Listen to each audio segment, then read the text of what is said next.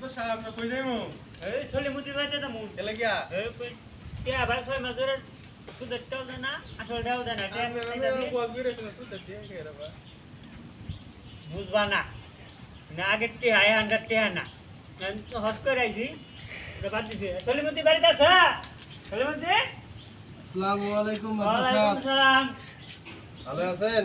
আরামদার কি খবর তোমার কোনো খবর পাই না কোনো টিয়া টিয়া দাও না ছয় মাস ধরে আমি যদি কিছু পাবো না মাতবর সাহেব এরকম দুঃখের কথা আপনি তো আমার সবকিছু জানেন। এই যে ভাঙ্গা বাড়ির মধ্যে থাই গরিব মানুষ খাইবারও পাই না ঠিক মতো।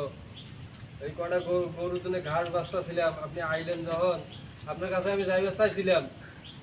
তা মাতবর সাহেব সমস্যাটা কোন জায়গায়?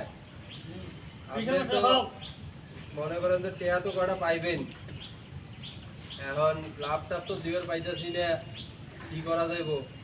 কারণ আপনি তো মনে করেন হজ করে আইছেন, লাভ টাভ ওগুলো বাদ দেন, ঠিক আছে?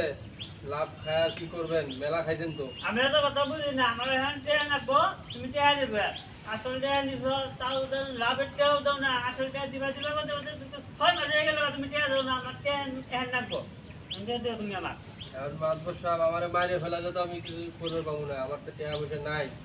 এখন আপনি একটা কাম করেন, ওগুলা যেহেতু হজ করে আইছেন এখন সুদের ব্যবসা বাদ দেন, আমার যে টাকাটা পাইবেন আসলটা আমি আমার 6 মাস সময় দেন, আমি আসলে টাকাটা আপনাকে দিয়ে দেবো নে।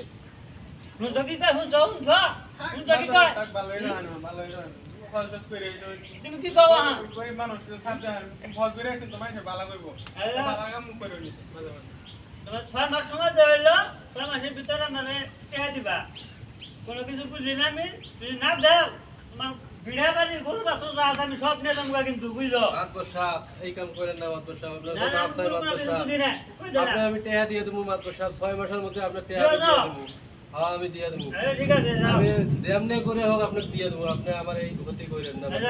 মনে রেখে কই দেবো আচ্ছা ঠিক আছে রাম রাম গেলাম বুঝছো আচ্ছা মাতবর সাহেব, দোয়া করেন। আসসালামু আলাইকুম। আলহামদুলিল্লাহ